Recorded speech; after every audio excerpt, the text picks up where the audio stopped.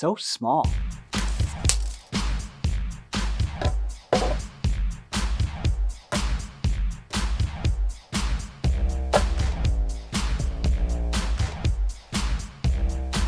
So right now I'm shooting on the Mitakon 25mm f0.95, which I bought from a friend who was, downsizing, getting rid of some gear. And this lens kind of intrigued me a little bit because I've always been interested in the Voigtlander, 17mm, 25mm f0.95. If you're new here, my name is Caleb and I do freelance video with the Panasonic GH5. And if you have not hit that subscribe button, make sure you do that now for, future videos, possible live streams, stuff like that. So I thought I'd take a chance on this Mitakon 25mm, and it's a bit different than that Voigtlander, quite a bit smaller, but I thought I'd take a chance and test it out. And here's a few things that I really like about this lens. First of all, it's a fully manual lens. There's no automatic features to it at all, which is actually kind of freeing. So when your lens is fully manual, you really feel like you're in control. I don't know if that's just in my head or if that's a real thing, but previous experience from using fully manual lenses, I really like the control that you have over the lens. You actually have to get in there and, turn the dial and pay attention to all the little numbers and everything that you have on the lens. And I actually really like the speed of the lens. 0.95 is pretty fast, and the GH5 is not spectacular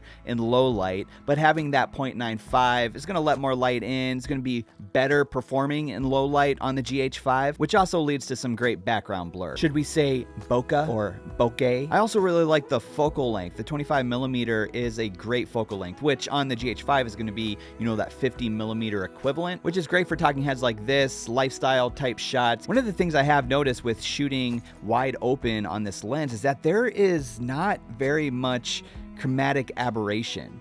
If you're familiar with chromatic aberration, a lot of times on these micro four thirds sensors, you're gonna get a little bit of noise kind of around like outlines of things. And on some lenses, when you shoot wide open, if it's a really fast lens, I've noticed that with some Rokinon lenses, you get that kind of blur, that different color shifts around the edges of different objects. But I have not noticed chromatic aberration on this lens wide open. Right now I have it wide open, and you tell me if you see any chromatic aberration.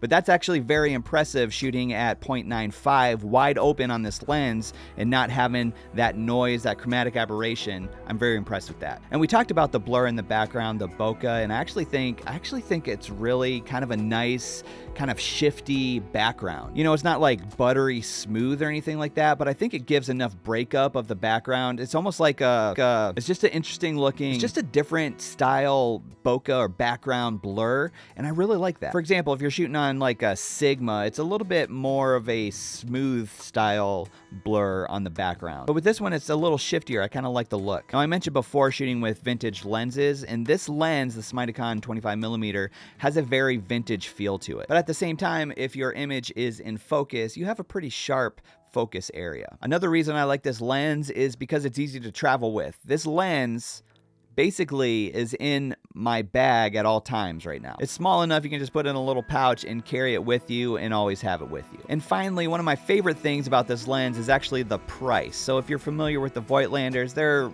above what, $700? This lens is under $400. So the Mitakon 25mm is going to be the 50mm equivalent on the GH5. It's a native micro four thirds mount with a maximum aperture of 0.95 and a minimum aperture of 16. So it's an all metal housing with a 43mm filter thread. So the 43mm is really small and kind of hard to find filters for sometimes. So you might need to get a step up ring, like a 43 to 58mm step up ring for your variable NDs. One of the reasons this lens is really good for video specifically is the clickless silent aperture ring. So when you manually shuffle through the different aperture settings, it doesn't make any noise. And when focusing with this lens, it actually provides a really smooth focus. So here's a few things that I actually don't really like about this lens, and the first is, yes, it's small, and I actually think it might be a little too small, especially if you have sausage fingers like mine, if you have a little bit bigger hand, it's kind of hard to get into that focus dial. It also makes your setup really light, which you may notice a few more micro jitters in there because it's not a stabilized lens either. So for me, the lens might actually be a little too small. Like, I like the compact size that I can toss it in a bag, but sometimes, especially with a, tripod plate on, it's a little tough to get to that focus ring. Now, another thing is that it can be a little tricky to lock in on your focus when you're wide open on the lens. And I mean, really, that's the case with all lenses. But once you start getting up to that 0.95, it's a very narrow focus area. So sometimes it can be a little difficult to really lock in on that focus. And then another thing about the focus is that the focus distance is not that tight. It's not necessarily a macro lens. So you're not able to get in really close to something and, lock in on that focus really tight on something. Now, a couple scenarios that I think this lens might be best for is if you're doing any type of travel with your GH5. Like I said, super compact lens, toss it in your bag, you can have it with you all the time. But also if you're into, street videography or even photography, which I don't do photography with the GH5, but I think this lens would be a fantastic photography lens with the GH5. So any type of street photography, portrait photography, or videography, I think this lens would be perfect for. I also think this lens is a pretty good interview lens. I've used it on a couple of corporate shoots and the footage has turned out great. Like I said, it has that shiftier background, so it kind of creates an interesting look for some interviews. And then finally, I think it's a good B-roll lens as well. Like I said, you can't get super close on objects, but with this lens, you're really going to be able to separate the background from whatever object you're shooting. So I think those are some of the best case scenarios for this lens. So I actually think this Mitakon 25mm f0.95 is actually a really interesting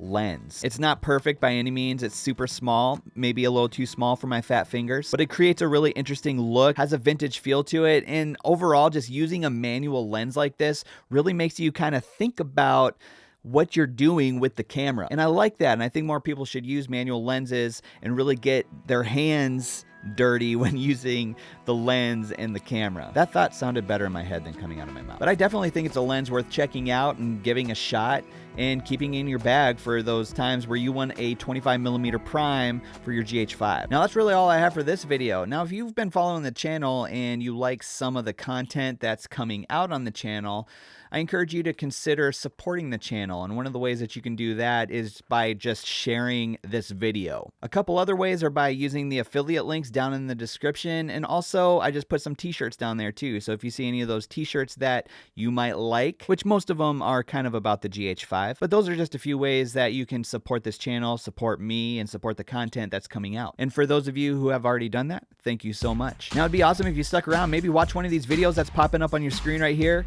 Thanks so much for watching, and I'll catch you in the next video.